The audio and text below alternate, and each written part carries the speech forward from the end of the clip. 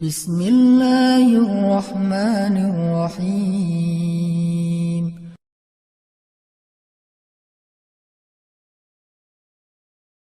Saya teringat kisah seorang ibu di Mesir.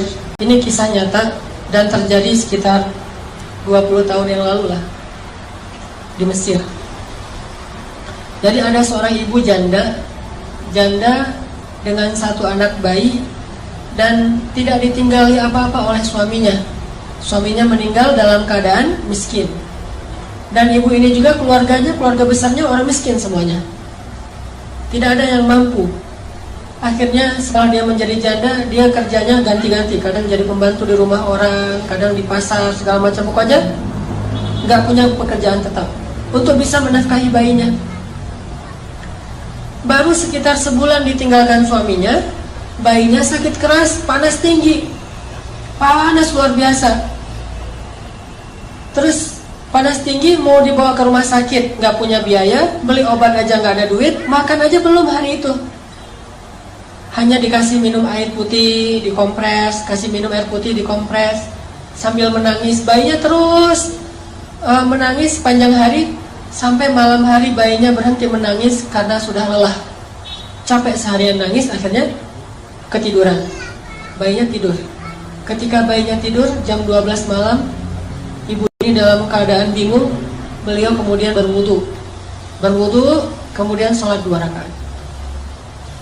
Setelah selesai sholat 2 rakaat, ibu ini berdoa kepada Allah, Robbi, saya ini adalah perempuan yang tidak punya wali, tidak punya suami, tidak ada yang menafkahi saya. Sedangkan saya punya seorang anak dan dia sekarang sakit. Suami saya baru meninggal. Dia curhat sama Allah. Jadi kalau kita doa sama Allah tuh curhat dulu, jangan to the point. Ya Allah minta ini, minta itu. Curhat dulu kayak Nabi Zakaria. Kayak gimana doa Nabi Zakaria? Rabbi inni wahanal 'azmu minni washta'ala ar-ra'su shayba wa lam akum bidu'aika rabbi syaqiyya. Rabbi, tulang saya sudah lemah, rambut saya sudah putih. Curhat dulu masalah kita apa. Dia curhat kepada Allah tentang masalahnya. Dia nggak punya uang untuk beli obat, nggak punya nafkah, bahkan hari ini makan juga belum. Terus dia bilang di akhir doanya, Rabbi, aku pasrahkan hidupku ini kepadamu. Aku serahkan urusan masalahku ini kepadamu. Berilah jalan keluar kepadaku dan anakku, wahai Allah. Dia berdoa kepada Allah, minta diberikan jalan keluar. Akhirnya pas habis berdoa, tiba-tiba ada orang yang ketuk pintu rumahnya. Assalamualaikum. Dibukain pintu seorang laki-laki. Assalamualaikum.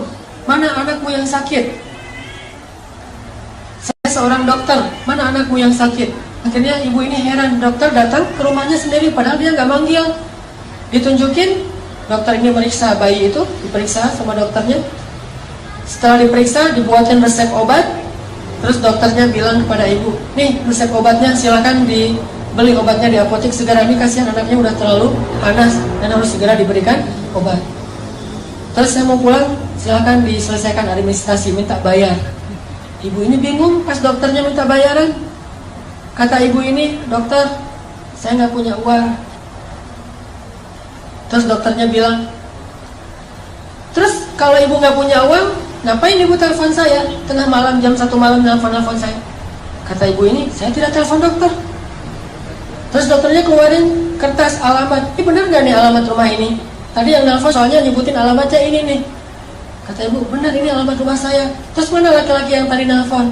Kata ibu ini, saya nggak punya suami, nggak ada laki-laki di rumah. Ini telepon aja ibu, nggak ada di rumah. Handphone atau telepon rumah nggak ada. Baru dokter ini curiga. Terus siapa yang tadi menelpon dokter tengah malam jam 1? Sekitar 15 tahun yang lalu lah terjadi di Mesir.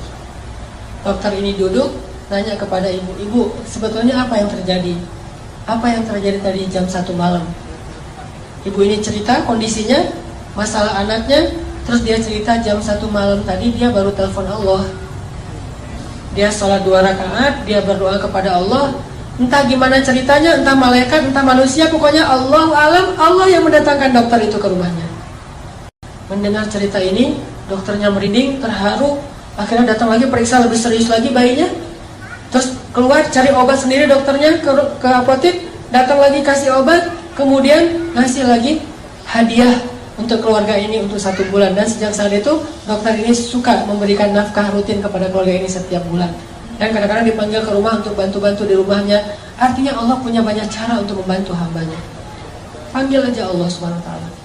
Ada apa-apa, telepon Allah. Dan telepon Allah itu paling enak tuh, nggak pernah di-reject. Nelfon manusia di-reject tuh. Nelfon kan suka ada tulisan saya lagi meeting, lagi nyetir kan ya, atau lagi galau gitu kan, bisa juga custom, bisa tulis sendiri lagi galau. Itu kalau nelfon manusia. Kalau nelfon Allah nggak pernah Allah nggak reject telepon hambanya. Ujibu da'watad da'i idza da'an. Saya pasti akan ngangkat telepon orang yang nelfon saya. Kalau kita analogikan dengan telepon, pasti Allah angkat. Sesibuk apapun Allah, kulla yaumin huwa fi sya'n. Setiap hari itu emang Allah sibuk, tapi Allah nggak pernah disibukkan. Sibuk ya, tapi disibukkan nggak. Allah punya banyak urusan ya, tetapi tidak pernah kewalahan. Telepon Allah. Dan telepon Allah itu nggak perlu hafal nomornya. Aduh, nomor telepon Allah berapa ya? Belum di save misalnya. Nggak perlu, tinggal bilang Allah, langsung ke connect ke langit. Nomor telepon Allah itu cuma bilang Allah aja. Robbi, ilahi, bebas, nomornya banyak. Dan semuanya aktif, nggak ada nomor itu sudah tidak aktif. Sudah apa misalnya? Nggak ada. Allah pasti mengangkat telepon kita. Dan menelpon Allah itu nggak ngabis-ngabisin kuota, nggak ngabis-ngabisin pulsa, sama sekali gratis. Nggak makan pulsa, nggak ngabisin kuota, nggak perlu hafal nomor, nggak ada yang misalnya lagi telepon dengan yang lain jadi kita nunggu dulu ngantri. Nggak. Telepon Allah itu paling mudah ketimbang nelpon manusia. Ada masalah tinggal bilang ya Allah. Allah langsung mengatakan abdi alaka hajah, wahai hambaku, apa kebutuhanmu. Bahkan di waktu tertentu Allah yang datang kepada kita, bukan cuma kita telepon Allah jarak jauh, Allah datang kepada kita. Sepertiga malam terakhir Allah turun ke langit dunia. Terus Allah mengatakan, adakah orang yang membutuhkan pertolongan, aku tolong. Hal min dhi hajah, adakah orang yang butuh ampunan, aku ampuni. Adakah orang yang butuh keajaiban, aku berikan keajaiban dalam hidupnya. Allah sendiri yang nanya kepada kita. Jadi ada masalah sedikit, telepon Allah.